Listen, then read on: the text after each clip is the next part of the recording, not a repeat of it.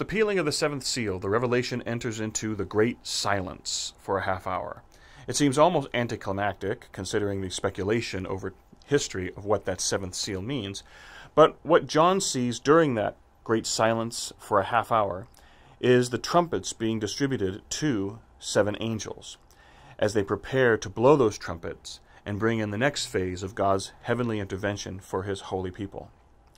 What we see in this is an intensification of God's intervention and the effect that it has on the earth.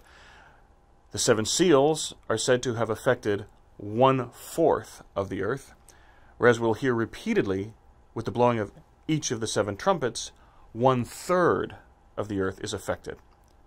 And so we see an increase of the intensity of God's intervention for his people as the 7 trumpets are blown.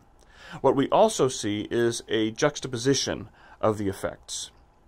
For example, the first 4 seals brought about social upheaval and social collapse in the 4 riders of the apocalypse, who bring about the effects of war, which are bloodshed, famine, pestilence, and death. With the first 4 trumpets, we see a cosmic effect, a collapse of the cosmos. With the 5th seal, we hear the martyrs cry. With the 5th trumpet, we see what perhaps could be an answer to that cry, as the elect are spared the ravages of the 5th trumpet. In the 6th seal, we see the cosmic collapse, whereas in the 6th trumpet, it's a social collapse. So we see a reversal in those trumpets and seals. First 4 seals, social. First 4 trumpets, cosmic. 6th seal, cosmic. 6th trumpet, social collapse in the 4 angels who invade from the east. And finally, where we had silence in the 7th seal, in the 7th trumpet, we will have God finally taking possession of the world. So what are the effects of these trumpets? Well, the first 4 trumpets corresponding to the 4 riders of the apocalypse, which brought about social collapse. The 4 trumpets bring about cosmic collapse. The first trumpet, we see hail and fire descending upon the world, affecting 1/3 of the earth. With the second trumpet, we see a burning mountain going into the sea, destroying 1/3 of the waters.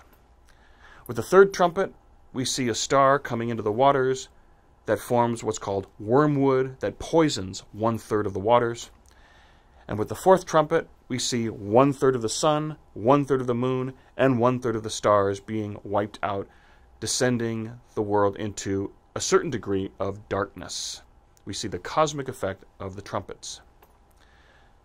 With the 5th trumpet, we see the plague of locusts, which are described almost in military terms, the kind of armor that they have, the effect of their sting and how long it will affect the people. But what is mentioned is the elect are spared. And this could be seen as an answer to the 5th seal, in which the martyrs from underneath the altar ask the Lord, how long must we endure this suffering?